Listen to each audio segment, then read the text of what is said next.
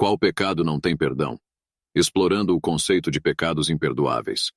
No âmbito das crenças religiosas e sistemas de fé, existe a noção de que alguns pecados são considerados imperdoáveis, ou seja, não há perdão disponível para aqueles que os cometem. Essa ideia tem gerado discussões e debates ao longo dos séculos, levando muitos a questionar qual seria o pecado que não tem perdão. Neste vídeo, vamos explorar esse conceito e analisar diferentes perspectivas sobre o tema. Antes de mergulharmos no assunto, é importante ressaltar que a concepção de pecados imperdoáveis pode variar de acordo com as diferentes tradições religiosas e interpretações teológicas. O que é considerado imperdoável em uma fé pode ser abordado de forma diferente em outra.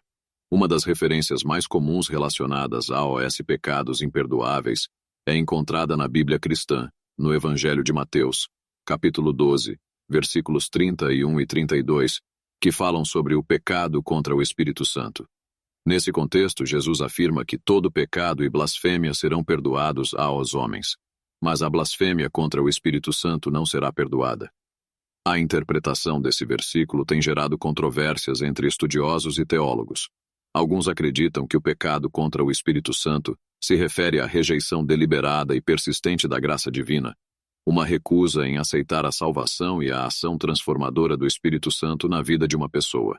Nessa perspectiva, o pecado não é imperdoável por causa da gravidade da ofensa, mas sim porque aqueles que persistem nesse caminho se fecham à possibilidade de arrependimento e perdão.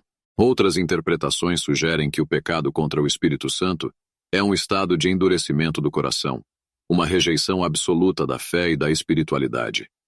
É a recusa persistente em reconhecer o bem como bem e o mal como mal, uma negação da própria fonte do perdão e da misericórdia divina. No entanto, é importante destacar que mesmo dentro do cristianismo, há diferentes interpretações e entendimentos sobre esse conceito.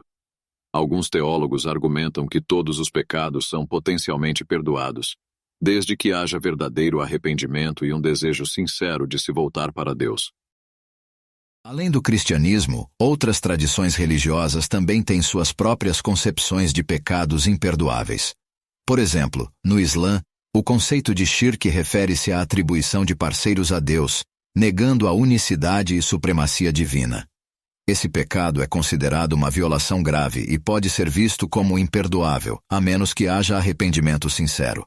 Em última análise, a questão de qual pecado não tem perdão permanece um assunto complexo e sujeito a diferentes interpretações e crenças individuais. É importante lembrar que o perdão é um conceito profundamente pessoal e espiritual.